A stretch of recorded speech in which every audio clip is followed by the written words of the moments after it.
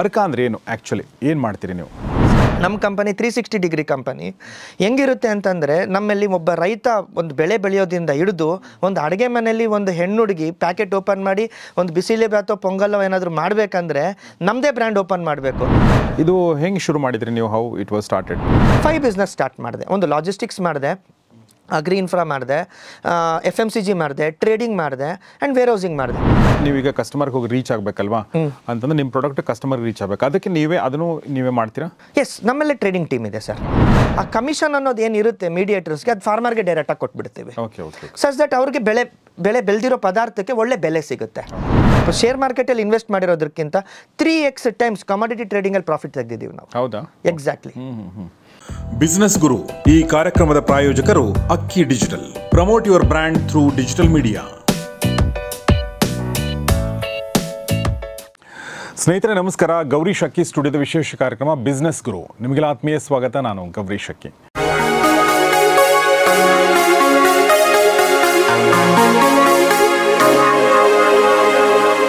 ಸ್ನೇಹಿತರೆ, ಬಿಸ್ನೆಸ್ ಗುರು ಕಾರ್ಯಕ್ರಮದಲ್ಲಿ ನಾವು ನಮ್ಮ ಮೊದಲ ಅತಿಥಿನ ಪರಿಚಯ ಮಾಡ್ಕೊಳ್ಳೋಣ. ಬಟ್ ಅದಕ್ಕಿಂತ ಮುಂಚೆ ಒಂದು ವಿಚಾರ ನಾನು ಜೊತೆ ಶೇರ್ ಮಾಡ್ಕೋಬೇಕು. ಅದೇನೆಂದರೆ, ನಮ್ಮ ದೇಶದ ರೈತರ ಸ್ಥಿತಿಗತಿ ನಾವು ಯಾವಾಗಲೂ ಅದ್ರ ಬಗ್ಗೆ ಓದ್ತಾನೆ ಇರ್ತೀವಿ.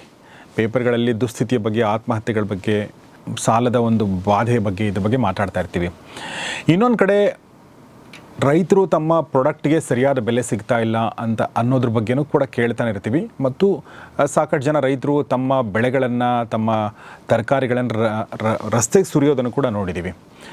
ಇನ್ನೊಂದು ಕಡೆ ಒಳ್ಳೆಯ ಪ್ರಾಡಕ್ಟ್ ಸಿಗ್ತಾ ಇಲ್ಲ, ಸರಿಯಾದ ರೀತಿಯಲ್ಲಿ ಸಿಗ್ತಾ ಇಲ್ಲ ಅಂತ, ಆರ್ಗ್ಯಾನಿಕ್ ಪ್ರಾಡಕ್ಟ್ ಸಿಗ್ತಾ ಇಲ್ಲ ಅನ್ನೋ ಮಾತನ್ನು ನಾವು ಕಸ್ಟಮರ್ಗಳಿಂದ ಕೂಡ ಕೇಳ್ತಾ ಇರ್ತೀವಿ. ಹೀಗೆ ಎಲ್ಲ ಕಡೆ ಸಮಸ್ಯೆಗಳಿದೆ. ಈ ಎಲ್ಲ ಸಮಸ್ಯೆಗಳನ್ನು ಬಗೆಹರಿಸೋಕ್ಕೆ ಒಬ್ಬ ವ್ಯಕ್ತಿ ಮುಂದೆ ಬಂದಿದ್ದಾರೆ.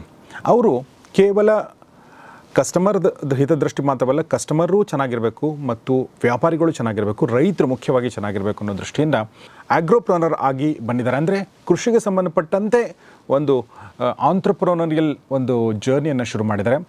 ಆ ಒಂದು ಕಂಪನಿ ಹೆಸರು ಅರ್ಕ ಅಂತ. ಈ ಕಂಪನಿಯ ಚೇರ್ಮನ್ ಆಗಿರುವಂಥ ಪವನ್ ಅವರು ನಮ್ಮೊಂದಿಗಿದ್ದಾರೆ. ಬನ್ನಿ ಅವ್ರನ್ನ ಸ್ವಾಗತಿಸೋಣ. ಪವನ್ ಅವರೇ, ಸ್ವಾಗತ ಮತ್ತು ನಮಸ್ಕಾರ. ನಮಸ್ತೆ ಸರ್. ನಮಸ್ತೆ.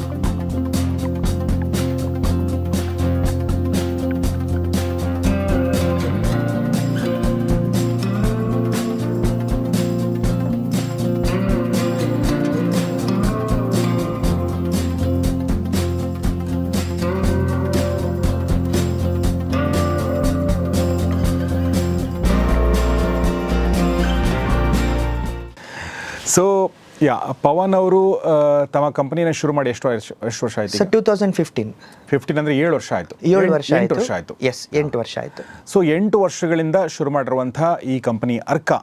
ಸೊ ಆದರೆ 8 ವರ್ಷ ಅಂತಂದರೂ ಕೂಡ ಅವರ ಬಿಸ್ನೆಸ್ ಫ್ಯಾಮಿಲಿ ಅವ್ರದ್ದು ಮತ್ತು ಅವರ ತಂದೆ ಕಡೆ ಮತ್ತು ಅವರ ಮಾವನ ಕಡೆ ಎಲ್ಲರೂ ಅಂದರೆ ಇದೇ ಬಿಸ್ನೆಸ್ಸಲ್ಲಿ ಇರೋರು. ಹೀಗಾಗಿ ಅದು ಒಂಥರ ಬ್ಲಡ್ಡಲ್ಲಿ ಬಂದಿದೆ, ಜೀನ್ಸಲ್ಲಿ ಬಂದಿದೆ ಅಂತ ಹೇಳ್ಬೋದು. ಸೊ ಮೊದಲನೇ ಪ್ರಶ್ನೆ ನಿಮಗೆ, ಅರ್ಕ ಅಂದರೆ ಏನು ಆ್ಯಕ್ಚುಲಿ? ಏನು ಮಾಡ್ತೀರಿ ನೀವು? ಸರ್, ಅರ್ಕ ಅಂದರೆ, ಅರ್ಕದ ಅರ್ಥ ಬಂದ್ಬಿಟ್ಟು ಸನ್ ರೇಸ್ ಅಂತ ಹೇಳಿಬಿಟ್ಟು. ಸೊ ರೈತರ ಬೆಳೆಗೆ ಸನ್ ರೇಸ್ ಇಲ್ಲ ಅಂದರೆ ಬೆಳೆನೇ ಇಲ್ಲ. ಸೊ ನಮ್ಮದು ಕಾನ್ಸೆಪ್ಟ್ ಇರೋದೇ ಸನ್ ಬೆಲೆ ಇರೋದ್ರಿಂದ, ಸೊ ಅದ್ರ ಪ್ರಕಾರನೇ ನಾನು ಕಂಪನಿ ಹೆಸರಿಟ್ಟೆ. ಸೊ ಸಮಥಿಂಗ್ ನಮ್ಮ ಪ್ರೊಪ್ರೇಟರ್ಶಿಪ್ ಫರ್ಮಿಂದ ನಾವು ಸ್ಟಾರ್ಟ್ ಮಾಡಿದ್ದು to the time of 2015. Fertilisers, ಪೆಸ್ಟಿಸೈಡ್ಸಿಂದ ಹಿಡಿದು ಇವತ್ತೊಂದು ಟ್ರೇಡಿಂಗ್ ಲೆವೆಲ್ವರೆಗೂ ನಾನು ಸಾಧನೆ ಮಾಡಿದ್ದೀನಿ. ರೈತರ ಕಷ್ಟ ಏನು, ವ್ಯಾಪಾರಿಗಳ ಕಷ್ಟ ಏನು, ತದನಂತರ ಮತ್ತು ಮೀಡಿಯೇಟರ್ಸ್ ಕಷ್ಟ ಏನು.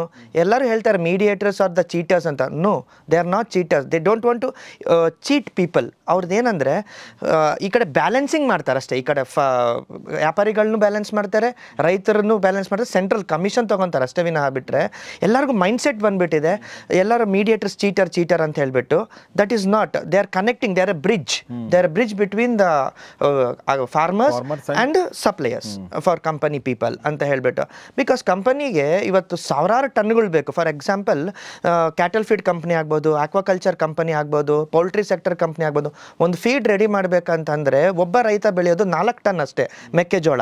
ಇವತ್ತು ಅವ್ರಿಗೆ ಬೇಕಾಗಿರೋದು 4 ಲಕ್ಷ ಟನ್ನು. ಒಬ್ಬ ರೈತ ಅಷ್ಟು ಕೊಡೋದಕ್ಕಾಗೋದಿಲ್ಲ.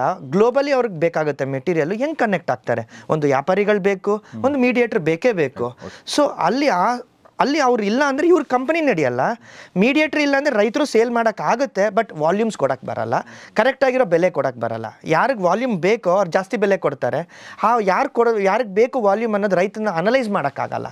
ಆ ಅನಲೈಸ್ ಮಾಡೋದಕ್ಕೆ ಅನುಕೂಲ ಮಾಡೋದಕ್ಕೆ ಇರೋದೇ ಮೀಡಿಯೇಟರ್ಸ್. ಅದನ್ನು ನಾನು ಕನೆಕ್ಟಿವಿಟಿ ಬ್ರಿಡ್ಜ್ ಮಾಡಿರೋದ್ರಿಂದ ನಾನೇನು ಮಾಡಿದ್ದೀನಿ, ಒಂದು ಪ್ಲ್ಯಾಟ್ಫಾರ್ಮ್ ಕ್ರಿಯೇಟ್ ಮಾಡಿದ್ದೀನಿ. ನಮ್ಮ ಕಂಪನಿ 360 ಡಿಗ್ರಿ ಕಂಪನಿ.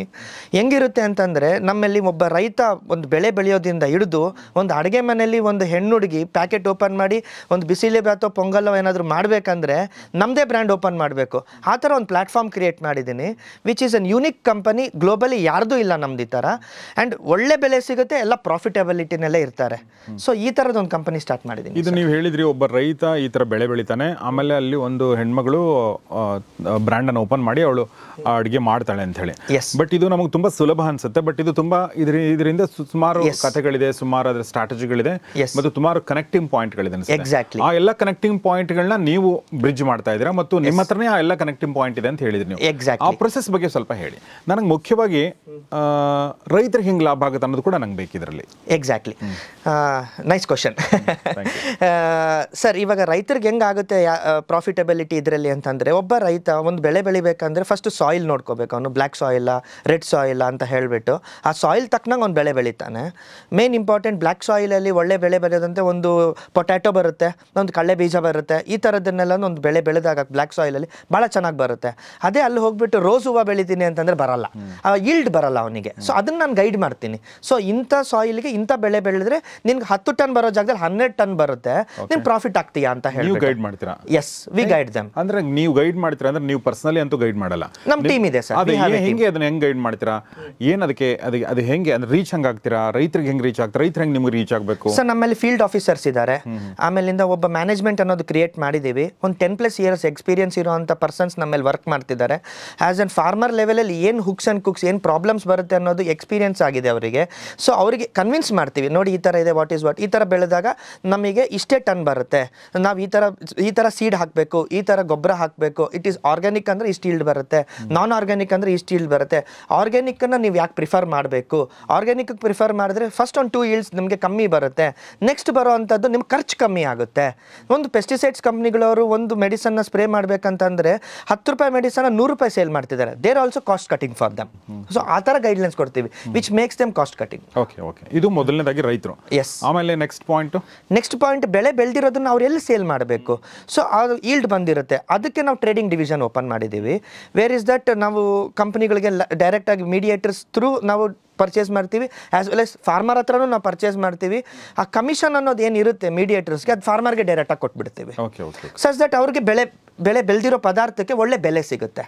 ಅದನ್ನು ರಾ ಮೆಟೀರಿಯಲ್ಸ್ನ ನಾವು ಟ್ರೇಡಿಂಗ್ ಮುಖಾಂತರ ಸೇಲ್ ಮಾಡ್ತೀವಿ. ಆ್ಯಂಡ್ ಪ್ರೊಸೆಸಿಂಗ್ ಯೂನಿಟ್ಸ್ ಇದೆ, which we have again FMCG unit. ನಾವೇನು ಮಾಡ್ತೀವಿ, ಪ್ಯಾಡಿ ಫಾರ್ ಎಕ್ಸಾಂಪಲ್ ಪ್ಯಾಡಿ ತೊಗೊತೀರಾ ಅಂದ್ಕೊಳ್ಳಿ, ಆ ಪ್ಯಾಡಿ ಅಕ್ಕಿ ಆಗಬೇಕಂದ್ರೆ ಪ್ರೊಸೆಸ್ ಆಗಬೇಕು. ಆ ಮ್ಯಾನುಫ್ಯಾಕ್ಚರಿಂಗ್ ಯೂನಿಟ್ ನಮ್ಮಲ್ಲೇ ಇದೆ, ನಮ್ಮ ಬ್ರ್ಯಾಂಡಲ್ಲೇ ಸೇಲ್ ಆಗುತ್ತೆ. ಸೊ ಏನು B2C ಇರೋದ್ರಿಂದ ಕಸ್ಟಮರ್ಗೆ ರೀಚ್ ಆಗೋದು ಸಮಥಿಂಗ್ ಅರೌಂಡ್ 40% ಪ್ಲಸ್ ಇರುತ್ತೆ ಪ್ರಾಫಿಟಬಿಲಿಟಿ. ಅದರಲ್ಲಿ ಆ 40% ಏನಾಗುತ್ತೆ, ಪ್ರೊಸೆಸಿಂಗಲ್ಲಿ ಖರ್ಚಾಗುತ್ತೆ, ಲೇಬರ್ ನಮಗೆ ಸ್ಯಾಲ್ರೀಸ್ ಹೋಗುತ್ತೆ. ಆ್ಯಂಡ್ ಓವರ್ ಎ ಪೀರಿಯಡ್ ನಮ್ದೊಂದು 5% 10% ಮಾರ್ಜಿನ್ ಇಟ್ಕೋಬೇಕಾಗುತ್ತೆ. ಬಿಕಾಸ್ ಆಫ್ ದಟ್ ನಾವು ಒಂದು 1 ವರ್ಷ 6 ತಿಂಗಳು ಸಾಲ ಕೊಡ್ತೀವಿ. ಮಿನಿಮಮ್ ನಮ್ಗೆ 1% 2% ಬ್ಯಾಂಕ್ ಇಂಟ್ರೆಸ್ಟೇ ಕೊಡಬೇಕಾಗುತ್ತೆ ನಾವು. ಸೊ ಆ ಇಂಟ್ರೆಸ್ಟ್ ಅಷ್ಟೇ ನಾವು ವರ್ಕೌಟ್ ಮಾಡ್ತೀವಿ, ಎಕ್ಸ್ಟ್ರಾ ಪ್ರಾಫಿಟ್ಸ್ ನಾವು ಇಟ್ಕೊಳ್ಳೋದಕ್ಕೆ ಹೋಗೋದಿಲ್ಲ, which will be directly given for the farmer. Okay. So ಇದು 3 ಆಯಿತು. ಈಗ ನೀವು ಫಸ್ಟು ಫಾರ್ಮರ್ಗೆ ಹೇಳಿದ್ರಿ, ಅದಾದಮೇಲೆ ನೀವು ಟ್ರೇಡಿಂಗ್ ವಿಚಾರಕ್ಕೆ ಬಂತು, ಮತ್ತು ಅದಕ್ಕೆ ಜೊತೆಗೆ ಕಸ್ಟಮರ್ ಅಂದರೆ ನೆಕ್ಸ್ಟ್ ಕಸ್ಟಮರ್ಗೆ ರೀಚ್ ಆಗೋದು. Yes, farmer, FMCG customers, B2C. So coming to that, ಇದೆಲ್ಲ ಮೂವ್ಮೆಂಟ್ ಆಗೋದಕ್ಕೆ ಲಾಜಿಸ್ಟಿಕ್ಸ್ ಬೇಕು. ಲಾಜಿಸ್ಟಿಕ್ಸು ನಮ್ಮದೇ ಇದೆ. ಆ್ಯಂಡ್ ಇವಾಗ ಫಾರ್ ಎಕ್ಸಾಂಪಲ್ ಇವತ್ತಿನ ಬೆಳೆ ಬೆಳೆದಿರೋದಕ್ಕೆ ಅವನಿಗೆ ಫಾರ್ಮರಿಗೆ ಬೆಲೆ ಇಲ್ಲ, something will be predicted 1 month ಆದಮೇಲೆ ಬೆಲೆ ಬರ್ಬೋದು, 2 ಮಂತ್ಸ್ ಆದಮೇಲೆ ರೇಟ್ಸ್ ಬರ್ಬೋದು ಅಂತ ಹೇಳಿಬಿಟ್ಟು. ಸೊ ಅದಕ್ಕೆ ನಾವೇನು ಮಾಡಿದ್ದೀವಿ, ವೇರ್ ಹೌಸಿಂಗ್ ಸೆಕ್ಟರ್ನ ಓಪನ್ ಮಾಡಿದ್ದೀವಿ, ವೇರ್ ಯು ಕ್ಯಾನ್ ಸ್ಟೋರ್ ಈ stock.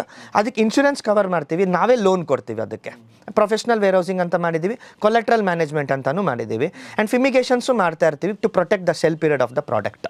So with that bank loans ಸಿಗುತ್ತೆ ಅವ್ರಿಗೆ, ಕಮಾಡಿಟಿ ಲೋನ್ಸು. ಈ ಥರ ಅವ್ರಿಗೊಂಥರ ಕಂಫರ್ಟಬಲ್ ಝೋನ್ ಕ್ರಿಯೇಟ್ ಮಾಡ್ತೀವಿ. ಬೆಲೆ ಇವತ್ತಿಲ್ವಾ, ಇವತ್ತು today rate is not there, ನಾಳೆ ನೀವು ಮಾಡ್ಬೋದಲ್ವಾ. ಸೊ ಪ್ರಿಸರ್ವ್ ಮಾಡಿ, ಪ್ರಿಸರ್ವ್ಗೆ ನಾವು ಹೆಲ್ಪ್ ಮಾಡ್ತೀವಿ. ಆ ಪ್ರಿಸರ್ವ್ ಮಾಡೋಕ್ಕೆ ನೀವು ಎಷ್ಟು ದುಡ್ಡು ತೊಗೋತೀರಾ ಅವ್ರ ಹತ್ರ?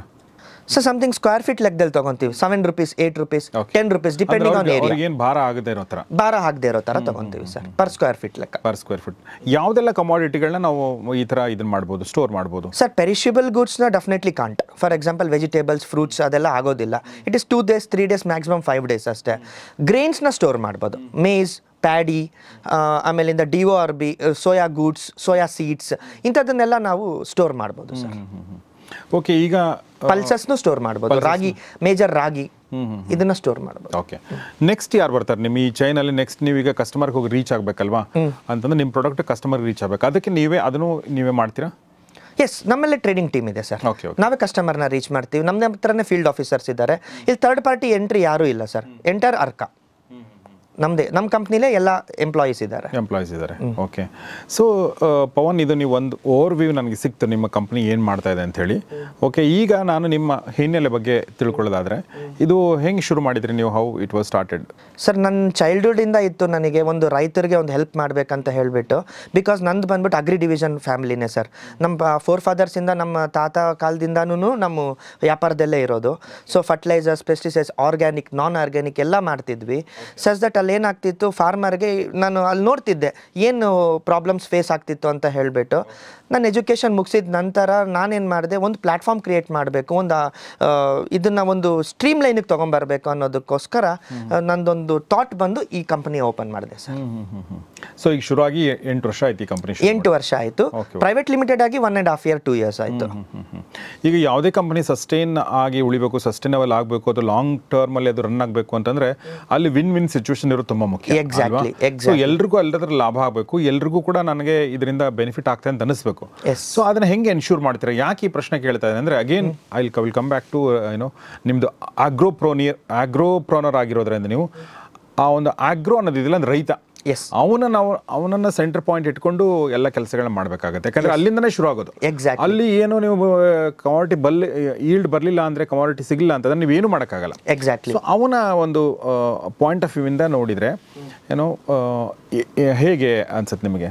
Sir, sustainability, very good question sir. So ಇವಾಗ ಏನಾಗ್ತಿದೆ, ಒಂದು ಮನುಷ್ಯ ಬದುಕಬೇಕಂದ್ರೆ ಒಂದು ಊಟ ಬೇಕು, ಆರೋಗ್ಯಕ್ಕೆ ಹಾಸ್ಪಿಟಲ್ ಬೇಕು, ಒಂದು ಕ್ಲೋತ್ಸ್, ಈ 3 ಇಂಪಾರ್ಟೆಂಟ್. ಒಂದು ಮನುಷ್ಯನಿಗೆ ಬೇಕಾಗಿರೋ ಅಂಥದ್ದು, ಒಂದು ಬದುಕಕ್ಕೆ ಬೇಕಾಗಿರೋ ಅಂಥದ್ದು ವಸ್ತುಗಳು.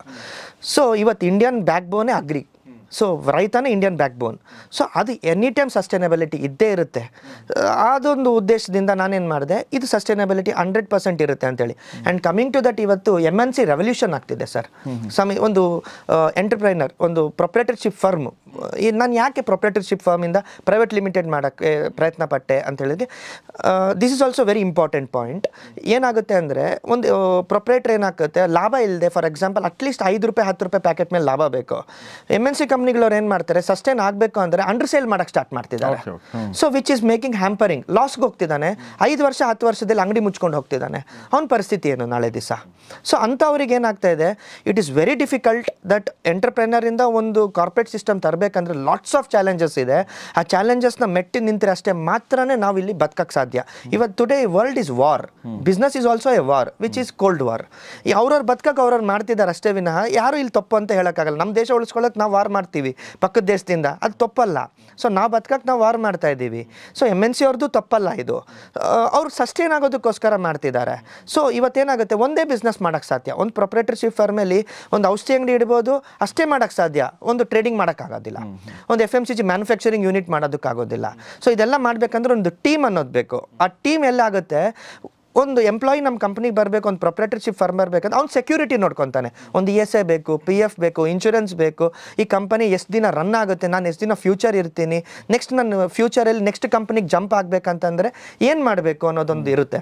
ಸಚ್ ದಟ್ ಏನಾಗುತ್ತೆ, ನಾನು ಅದಕ್ಕೆ ಇದೆಲ್ಲ ನಾನೊಂದು ಪ್ರೈವೇಟ್ ಲಿಮಿಟೆಡ್ ಸ್ಟಾರ್ಟ್ ಮಾಡಿದ್ದಾದ್ಮೇಲಿಂದ ಒಂದು ಎಂಪ್ಲಾಯಿಗೆ ನಾನೇನು ಸೆಕ್ಯೂರ್ ಮಾಡ್ಬೋದು, ಒಂದು ಸಸ್ಟೈನಬಿಲಿಟಿ ಬಿಸ್ನೆಸ್ ಮಾಡಬೇಕಂದ್ರೆ 5 ಬಿಸ್ನೆಸ್ ಸ್ಟಾರ್ಟ್ ಮಾಡಿದೆ. ಒಂದು ಲಾಜಿಸ್ಟಿಕ್ಸ್ ಮಾಡಿದೆ, ಅಗ್ರಿ ಇನ್ಫ್ರಾ ಮಾಡಿದೆ, FMCG ಮಾಡಿದೆ, ಟ್ರೇಡಿಂಗ್ ಮಾಡಿದೆ ಆ್ಯಂಡ್ ವೇರ್ ಹೌಸಿಂಗ್ ಮಾಡಿದೆ. ಒಂದಲ್ಲ ಒಂದು ಬಿಸ್ನೆಸ್, ಒಂದು ಮಾರ್ಕೆಟಲ್ಲಿ ಡಿಪ್ ಆಗ್ತಿದ್ರು, ಪ್ರಾಫಿಟ್ ಡಿಪ್ ಆಗ್ತಿದ್ರು, ಇನ್ನೊಂದು ಬಿಸ್ನೆಸ್ ಹೈಪಲ್ಲಿ ಇರುತ್ತೆ. ಸಚ್ ದಟ್ ಏನಾಗುತ್ತೆ, ನನ್ನ ಕಂಪ್ನಿ ಸಸ್ಟೈನಬಿಲಿಟಿ ಇದ್ದೇ ಇರುತ್ತೆ. ಒಂದು ಡಿಪ್ ಆಯಿತು ಅಂದ ತಕ್ಷಣ ಎಂಟರ್ ಕಂಪ್ನಿ ಡಿಪ್ ಆಗೋದಿಲ್ಲ. 5 ವರ್ಟಿಕಲ್ಸ್ ಇರೋದ್ರಿಂದ I am happy. So and also it is based on agri division. Entire agri back ಬೋನೇ ಆಗಿರೋದು, ಇಂಡಿಯನ್ ಬ್ಯಾಕ್ ಬೋನೇ ಆಗಿರೋದ್ರಿಂದ ಆವ್ರೇಜಾಗಿ ರನ್ ಆಗ್ತಾನೆ ಇರುತ್ತೆ, ಝೀರೋ ಅಂತೂ ಆಗೋದಕ್ಕೆ ಚಾನ್ಸೇ ಇಲ್ಲ. So I can give promise whoever the investors ನಂದ್ರಲ್ಲಿ ಬಂತು ಅಂದರೆ, ಇವತ್ತು ಗಾಳಿ ಗೊಬ್ಬರ ಇಲ್ಲ ಸರ್ ನಂದ್ರಲ್ಲಿ, ಕಮಾಡಿಟಿ ಇದೆ ನೋಡಿ ಇನ್ವೆಸ್ಟ್ ಮಾಡ್ಬೋದು. ಇವತ್ತು ಶೇರ್ ಮಾರ್ಕೆಟ್ ಅಂತ ಹೇಳ್ತೀರಾ, ಆ ಶೇರ್ ಮಾರ್ಕೆಟಲ್ಲಿ ಏನಾಗುತ್ತೆ, ಏನು ವ್ಯಾಪಾರ ಮಾಡ್ತಿದ್ದಾರೆ ಗೊತ್ತಿಲ್ಲ, ಅವ್ರ ಕಂಪ್ನಿ ಶೇರ್ಸ್ ಜಾಸ್ತಿ ಆಗ್ತಿದೆ ಅಂತ ಹೇಳ್ತಿದ್ದೀರಾ, ಗಾಳಿ ಗೊಬ್ಬರ ಹಾಕ್ತೀರಾ, ನಾಳೆ ದಿವಸ ಬಿದ್ದೋಗ್ಬೋದು. No, I don't believe on that. I believe on hard working and ಕಣ್ಮುಂದೆ ನನಗೆ ಕಾಣಬೇಕು. ಸೊ ಅದಕ್ಕೆ ನಾನು ಕಮಾಡಿಟಿ ಟ್ರೇಡಿಂಗ್ ಸ್ಟಾರ್ಟ್ ಮಾಡಿದ್ದು. ಸೊ ಕಮಾಡಿಟಿನಲ್ಲಿ ಕಣ್ಮುಂದೆ ಕಾಣುತ್ತೆ, ವ್ಯಾಪಾರ ಜಿನೇನ್ ಅನಿಸುತ್ತೆ, ಇನ್ವೆಸ್ಟರ್ಸ್ಗೂ ಮೋಸ ಆಗೋದಿಲ್ಲ. ಸಚ್ ದಟ್ ಏನಾಗುತ್ತೆ, ಕಮಾಡಿಟಿ ಇರೋದ್ರಿಂದ ಅವ್ರ ಪ್ರಾಫಿಟ್ ಇವತ್ತೆಲ್ಲ ನಾಳೆ ತೆಗಿತೀವಿ ಅಂತ ಹೇಳ್ಬಿಟ್ಟು 3x, to B frankly telling, ಇವತ್ತು ಇಂಡಿಯಾದಲ್ಲಿ ಇದರಲ್ಲಿ ಯಾವುದು ಶೇರ್ ಮಾರ್ಕೆಟಲ್ಲಿ ಇನ್ವೆಸ್ಟ್ ಮಾಡಿರೋದಕ್ಕಿಂತ 3x ಟೈಮ್ಸ್ ಕಮಾಡಿಟಿ ಟ್ರೇಡಿಂಗಲ್ಲಿ ಪ್ರಾಫಿಟ್ ತೆಗೆದಿದ್ದೀವಿ ನಾವು. ಹೌದಾ? ಎಕ್ಸಾಕ್ಟ್ಲಿ. ಇವತ್ತು 10 ರೂಪಾಯಿ ಜಾಗದಲ್ಲಿ 30 ರೂಪಾಯಿ ಪ್ರಾಫಿಟ್ ತೆಗೆದಿದ್ದೀವಿ. ಫಾರ್ಮರ್ಗೂ ಹೆಲ್ಪ್ ಮಾಡಿದ್ದೀವಿ, ಫಾರ್ಮರು ಪ್ರಾಫಿಟಲ್ಲಿದ್ದಾರೆ, ಸೇಲ್ಸ್ ಪರ್ಸನ್ಸು ಪ್ರಾಫಿಟಲ್ಲಿದ್ದಾರೆ, ಕಂಪ್ನಿ ಪೀಪಲ್ಲು ಪ್ರಾಫಿಟಲ್ಲಿದ್ದಾರೆ, which is not known for the public. So that is why we request invest on commodity trading. Okay. ಈ ಕಮಾಡಿಟಿ ಟ್ರೇಡಿಂಗ್ ಮೇಲೆ ಇನ್ವೆಸ್ಟ್ ಮಾಡಿ ಅಂತ ತಾವು ಹೇಳಿದರೆ, ಅಂದರೆ ಈಗ ಒಬ್ಬ ಕಾಮನ್ ಮ್ಯಾನ್ಗೆ ಈಗ ಶೇರ್ ಬಗ್ಗೆ ಒಂದಷ್ಟು ನಾಲೆಜ್ ಇರುತ್ತೆ, ಅಥವಾ ಯಾರೋ ಹೇಳಿರ್ತಾರೆ ಅದನ್ನೊಂದು ಶುರು ಮಾಡ್ಕೊಂಡಿರ್ತಾರೆ. ಬಟ್ ಈ ಕಮಾಡಿಟಿ ಟ್ರೇಡಿಂಗ್ ಅಂದರೆ ಮತ್ತೆ ಇನ್ನೊಂದು ಲೆಸನ್ ಕಲಿಬೇಕಾಗುತ್ತೆ. ಎಕ್ಸಾಕ್ಟ್ಲಿ. ಸೊ ಏನು ಅಲ್ಲಿ ನಾವೇನು ಮಾಡ್ತೀವಿ, trustworthy companies. Commodity trading ಅನ್ನೋ ಸೆನ್ಸ್ ನಂಬರ್ ಆಫ್ ಕಂಪನೀಸ್ ಇದ್ದಾರೆ. ಸಮಥಿಂಗ್ ಲೈಕ್ ಕ್ರೂಡ್ ಆಯಿಲ್ಸ್ ಇದ್ದಾರೆ, ಗೋಲ್ಡ್ ಟ್ರೇಡಿಂಗ್ ಇದೆ. Not on that. Gold trading is once again is money trading ಬಂದ್ಬಿಡುತ್ತೆ. Because purely gold is nothing but money. It is a xerox copy of that ಅಂತ ನನ್ನ ಉದ್ದೇಶ, ನನ್ನ ಅಭಿಪ್ರಾಯ. Commodity ಅಂದರೆ ಜಿನೈನ್ companies, ಅವ್ರು ಬ್ಯಾಕೆಂಡಲ್ಲಿ ಏನು ಮಾಡ್ತಿದ್ದಾರೆ, ಯಾವ ಥರ ವರ್ಕ್ ಮಾಡ್ತಿದ್ದಾರೆ, ಈ ಕಂಪನಿ ಸಸ್ಟೈನಬಿಲಿಟಿ ಆಗುತ್ತಾ ಇಲ್ವಾ ಅಂತ ಅನಲೈಸ್ ಮಾಡೋದಕ್ಕೋಸ್ಕರ ಫಾರ್ಮರ್ ಲೆವೆಲಿಂದ ಯಾರು ಮಾಡ್ತಿರ್ತಾರೆ ಬಿಸ್ನೆಸ್ಸು, ಅವ್ರಿಗೆ ಡೆಫಿನೆಟ್ಲಿ 100% ಪ್ರಾಫಿಟಲ್ಲಿ ಇದ್ದೇ ಇರ್ತಾರೆ, ಲಾಸಿಗಂತೂ ಹೋಗೋದಿಲ್ಲ. ಮೈ ಸಿನ್ಸಿಯರ್ ಸಜೆಷನ್, ಆ ಥರ ಕಂಪ್ನಿಯಲ್ಲಿ ಶೇರ್ ಮೇಲೆ ಇನ್ವೆಸ್ಟ್ ಮಾಡಿ. ಸಮಥಿಂಗ್ ಲೈಕ್ ಅರ್ಕಾ, ನಮ್ದು ಏನು ಮಾಡ್ತೀವಿ, ನಮ್ಮದು ಶೇರ್ಸ್ ಇದೆ. Such that we are not into IPOs, we are into private limited. We are planning for IPOs something around 2-3 years ಆದಮೇಲಿಂದ will come to the market. Before that ಇವಾಗ share ಮಾರ್ಕೆಟಲ್ಲಿ ನಾವು ಇಲ್ಲದೇ ಇರೋದ್ರಿಂದ already present ಇರೋ market ಅವ್ರ ಮೇಲೆ you can analyse in this way. Sincere suggestion. So Pavan ಅವರೇ, ನಿಮ್ಮ ಜರ್ನಿ ಕೇಳ್ತಾ ಇದ್ದೆ, ತುಂಬ ಚೆನ್ನಾಗಿದೆ ಆ್ಯಂಡ್ ವೆರಿ ಪ್ರಾಮಿಸಿಂಗ್ ಅಂತ ನನಗನ್ಸುತ್ತೆ. ಆದರೆ ಮೊನ್ನೆ ಯಾರೋ ಒಂದು ಹೇಳಿದ್ದು ನಾನು ಕೇಳಿದೆ, ಇಲ್ಲಿ ಜಗತ್ತಲ್ಲಿರುವಂಥ ಪ್ರತಿಯೊಂದು ಕಂಪನಿಗಳು ಟೆಕ್ನಾಲಜಿ ಕಂಪನಿಗಳೇ ಅಂತ. ಎಕ್ಸಾಕ್ಟ್ಲಿ. ಸೊ ನಾವು ಟೆಕ್ನಾಲಜಿನ ಬಿಟ್ಟು ಅದನ್ನು ಇಗ್ನೋರ್ ಮಾಡಿ ಯಾವ ಕಂಪನಿನೂ ಬೆಳೆಸೋಕ್ಕಾಗಲ್ಲ ಇವತ್ತು. ಖಂಡಿತ ಸರ್, ಹೌದು. ಈಗ ಒಬ್ಬ ಕಿರಾಣಿ ಶಾಪ್ನವನು ಕೂಡ ಅವನು ಯಾವುದೋ ದುಕಾನ್ ಅಂತ ಆ್ಯಪಲ್ಲಿ ರಿಜಿಸ್ಟರ್ ಮಾಡ್ಕೊಳ್ಬೋದು, ಅಥವಾ ಅವನೇ ತಾನೇ ವೆಬ್ಸೈಟ್ನ ಕ್ರಿಯೇಟ್ ಮಾಡ್ಬೋದು. ಆ ಥರದ್ದೊಂದು ಎನ್ವಿರಾನ್ಮೆಂಟ್ ಕ್ರಿಯೇಟ್ ಆಗಿದೆ. ಅದರಲ್ಲಿ ಮೇಜರಾಗಿ ಬಂದಿರುವಂಥದ್ದು ಆರ್ಟಿಫಿಷಿಯಲ್ ಇಂಟೆಲಿಜೆನ್ಸ್. ಎಕ್ಸಾಕ್ಟ್ಲಿ. ನಾವು ಕೂಡ ಆರ್ಟಿಫಿಷಿಯಲ್ ಇಂಟೆಲಿಜೆನ್ಸ್ ಎಕ್ಸ್ಪ್ಲೋರ್ ಮಾಡ್ತಾನೆ ಇರ್ತೀವಿ. ಸೊ ನೀವು ಅದನ್ನ ಬಳಸ್ಕೊಂಡಿದ್ದೀರಾ? ಖಂಡಿತ ಸರ್. ಇವತ್ತೊಂದು ಕಂಪನಿ ಪ್ರಾಫಿಟಬಿಲಿಟಿ ಹೋಗ್ಬೇಕಂದ್ರೆ ಮ್ಯಾನ್ ಪವರ್ ಆಲ್ಸೋ ಮ್ಯಾಟರ್ಸ್. ತುಂಬ ಅನ್ನೆಸೆಸರಿಯಾಗಿ ತುಂಬ ಮ್ಯಾನ್ ಪವರ್ ಇಟ್ಕೊಂಡ್ರೆ ಕಂಪನಿ ಪ್ರಾಫಿಟಬಿಲಿಟಿನಲ್ಲಿ ಇರೋದಿಲ್ಲ. ಸಚ್ ದಟ್ ನಾವೇನು ಮಾಡ್ತೀವಿ, ಟೆಕ್ನಾಲಜಿ ಇಂಪ್ಲಿಮೆಂಟ್ ಮಾಡಿಕೊಂಡು ಆ ಟೆಕ್ನಾಲಜಿನ ರೈತರಿಗೆ ಯಾವ ಥರ ಅನುಕೂಲ ಆಗುತ್ತೆ ಆ್ಯಂಡ್ ಆಲ್ಸೋ ಎಂಡ್ ಯೂಸರ್ಗೆ ಹೆಂಗೆ ಅನುಕೂಲ ಆಗುತ್ತೆ, ಆ ಕನೆಕ್ಟಿವಿಟಿನ ಕಮ್ಮಿ ಮ್ಯಾನ್ ಪವರ್ ಯೂಸ್ ಮಾಡಿಕೊಂಡು ಕನೆಕ್ಟ್ ಮಾಡ್ತೀವಿ ಟೆಕ್ನಾಲಜಿನ. ಫಾರ್ ಎಕ್ಸಾಂಪಲ್, ರೈತರು ಅಂತ ಬಂದಾಗ ಇವಾಗ ಕಳೆ ತೆಗಿಬೇಕು ಸರ್. ಆ ಕಳೆ ತೆಗಿಬೇಕಂದ್ರೆ ಮತ್ತಲ್ಲಿ ಲೇಬರ್ ಬೇಕೇ ಬೇಕು. ಎಷ್ಟೇ ಮೆಡಿಸನ್ ಹೊಡೆದ್ರು ಮತ್ತು ಬಂದೇ ಬರುತ್ತೆ. ಸೊ ಅಲ್ಲಿ ರಾಬೋಟಿಕ್ಸ್ನ ಇಂಟ್ರೊಡ್ಯೂಸ್ ಮಾಡ್ತಾ ಇದ್ದೀವಿ. ಸಚ್ ದಟ್ ಹೆಂಗಾಗುತ್ತೆ, ಆ ಕಳೆನ ತಾನೇ ರೆಕಗ್ನೈಸ್ ಮಾಡಿ, ಆ ರೋಬೋಟ್ ರೆಕಗ್ನೈಸ್ ಮಾಡಿಬಿಟ್ಟು ಆ ಕಳೆ ಪ್ಲಕ್ಔಟ್ ಮಾಡಬೇಕು, ಕಿತ್ತಾಕ್ಬಿಡ್ಬೇಕು. ಸೊ ಆ ಥರದೊಂದು ಟೆಕ್ನಾಲಜಿ ತಂದೀವಿ. ಇವತ್ತು US, UK ಈ ಥರ ಫಾರಿನ್ ಕಂಟ್ರೀಸ್ನಲ್ಲಿ ಒಂದು ಮೆಡಿಸನ್ ಸ್ಪ್ರೇ ಮಾಡಬೇಕಂದ್ರೆ ಒಂದು ಹೆಲಿಕಾಪ್ಟರಲ್ಲಿ ಸ್ಪ್ರೇ ಮಾಡ್ತಾರೆ. Why can't Indian agri people, some small people, ಇವತ್ತೊಂದು 10 ಗುಂಟೆ ಇರ್ಬೋದು, 1 ಎಕರೆ ಇರ್ಬೋದು, ಇವನ್ ದಟ್ ಈಸ್ ಪಾಸಿಬಲ್. ಇವತ್ತು ಡ್ರೋನ್ಸ್ ಅನ್ನೋದು ಬಂದಿದೆ. ಆ ಡ್ರೋನ್ಸಿಂದ AI ಟೆಕ್ನಾಲಜಿ ಯೂಸ್ ಮಾಡ್ಕೊಂಡು ಇಟ್ಕೊಂಡು ನಾವು ಮೆಡಿಸಿನ್ ಸ್ಪ್ರೇ ಮಾಡ್ಬೋದಲ್ವಾ, ಇವತ್ತಲ್ಲಿ ಮ್ಯಾನ್ ಪವರ್ ಕಮ್ಮಿ ಮಾಡ್ಬೋದಲ್ವಾ, such that again profit for the farmer ಅಲ್ವಾ. So and also coming to that, ಒಂದು ಆರ್ಡರ್ ಕೊಡಬೇಕಂತಂದರೆ ಅವ್ನು ಮೊಬೈಲಲ್ಲೇ ಆರ್ಡರ್ ಕೊಡ್ಬೋದು. ಇವತ್ತು ಯಾರ ಮನೇಲಿ ಇವತ್ತು ಏನು ಐಟಮ್ ಕಮ್ಮಿ ಇದೆ ಅದು ಅವನಿಗೆ ಗೊತ್ತಾಗುತ್ತೆ, ರೈತನಿಗೆ. ನಾನು ಈ ಬೆಲೆಗೆ ನಾನು ಸೇಲ್ ಮಾಡ್ತೀನಿ, ನಾನು ನಿಮಗೆ ಹೋಮ್ ಡೆಲಿವರಿ ಕೊಡ್ತೀನಿ ಅಂತ ಹೇಳ್ಬಿಟ್ಟು ಫಾರ್ಮರೇ ಹೋಮ್ ಡೆಲಿವರಿ ಕೊಡ್ಬೋದು. Such that using our app and recognising that where the shortage of the commodity. ಇವತ್ತೊಂದು ಪಲ್ಸಸ್ ಅಂತ ಇರುತ್ತೆ, ಒಂದು ಮ್ಯಾನುಫ್ಯಾಕ್ಚರಿಂಗ್ ಇಂಡಸ್ಟ್ರಿನಲ್ಲಿ ಪಲ್ಸಸ್ ಸ್ಟಾಕ್ ಇಲ್ಲಿ ಬಿದ್ದಿರುತ್ತೆ, ಎಲ್ಲಿ ಮಾರ್ಕೆಟ್ ಹೈಪ್ ಆಗ್ತಿರುತ್ತೆ, ಅವ್ನು ಸೇಲ್ ಮಾಡೋಕ್ಕೆ ಗೊತ್ತಿಲ್ಲ, ಎಲ್ಲಿ ಸೇಲ್ ಮಾಡ್ಬೇಕಂತ ಹೇಳ್ಬಿಟ್ಟು. ಯಾವ ಕಿರಾಣಿ ಅಂಗಡಿಲಿ ಮಾರ್ಕೆಟ್ ಸ್ಟಾಕೇಜ್ ಕಮ್ಮಿ ಇದೆ ಅಂತ ಹೇಳಿಬಿಟ್ಟು ಅವನಲ್ಲಿ ಕ್ಲಿಕ್ ಮಾಡಿ ನಾನು ಈ ಪ್ರೈಸಿಗೆ ನಿಂಗೆ ಸಪ್ಲೈ ಮಾಡ್ತೀನಿ ಅಂತ ಹೇಳಿದಾಗ ಒನ್ಸ್ ಅಗೇನ್ ಅಲ್ಲಿ ಅವನಿಗೆ ಅಲ್ಲಿ ಕಮ್ಮಿ ರೇಟಿಗೆ ಹೋಗುತ್ತೆ, ಪ್ರಾಫಿಟಲ್ಲಿ ಇರ್ತಾನೆ. And mediators also in profit. Logistics ನಮ್ಮದೇ ಇದೆ, ನಾವೇ ಫ್ರೀ ಡೆಲಿವರಿ ಕೊಡ್ತೀವಿ. And with this kind of technologies. And ಒಂದು ರೈತನಿಗೆ ಇವತ್ತೊಂದು ಯಾವುದೋ ಒಂದು ಡಿಸೀಸ್ ಬಂದಿರುತ್ತೆ ಬೆಳೆ ಬೆಳಿಬೇಕಾದ್ರೆ, ಒಂದು ಫೋಟೋ ಹಿಡಿದು ಹಾಕಿಬಿಟ್ರೆ ಸಾಕು, ಏನು ಡಿಸೀಸ್ ಅದು, ಏನು ಮೆಡಿಸನ್ ಸ್ಪ್ರೇ ಮಾಡಬೇಕು, ಆರ್ಗ್ಯಾನಿಕಲಿ ಹೆಂಗೆ ಮಾಡಬೇಕು, ನಾನ್ ಆರ್ಗ್ಯಾನಿಕಲಿ ಹೆಂಗೆ ಮಾಡಬೇಕು, ಈಲ್ಡ್ ಹೆಂಗೆ ತೊಗೋಬೇಕು, ಅದನ್ನು ಗೈಡ್ಲೈನ್ಸ್ ಕೊಟ್ಬಿಡ್ತೀವಿ ನಮ್ಮ ಇದರಲ್ಲಿ. We implementing this kind of technologies. ನಿಮ್ದು ಆ್ಯಪು ಅಥವಾ ನಿಮಗೆ ಕಾಂಟ್ಯಾಕ್ಟ್ ಮಾಡಬೇಕಾದ್ರೆ ಆ ಥರದ್ದು ಏನಾದರೂ ಇದೆಯಾ, ಆ್ಯಪ್ ಏನಾದರೂ ಇದೆಯಾ ನಿಮ್ಮದು? Yes sir, it is under ಡೆವಲಪ್ಮೆಂಟಲ್ಲಿದೆ. ಸಚ್ ದಟ್ ಇದು it might come within 6 months launch ಆಗ್ತಿದೆ. ನನ್ನ ಹತ್ರ ಸಮಥಿಂಗ್ ಅರೌಂಡ್ 20,000 ಪ್ಲಸ್ ಕಸ್ಟಮರ್ಸ್ ಇದ್ದಾರೆ ಫಾರ್ಮರ್ಸ್ ಲೆವೆಲಲ್ಲಿ, and something around 10 lakh plus customers in traders ಅಲ್ಲಿ ಇದ್ದಾರೆ sir. Company people something around 10,000 plus companies ನನ್ನ ಜೊತೆ ಕಾಂಟ್ಯಾಕ್ಟ್ ಮಾಡಿದ್ದಾರೆ. Yes, today as of now. So ಇದನ್ನೆಲ್ಲನೂ ಅಲ್ಲಿ ಇಂಪ್ಲಿಮೆಂಟ್ ಮಾಡ್ತಾ ಇದ್ದೀವಿ ಸರ್.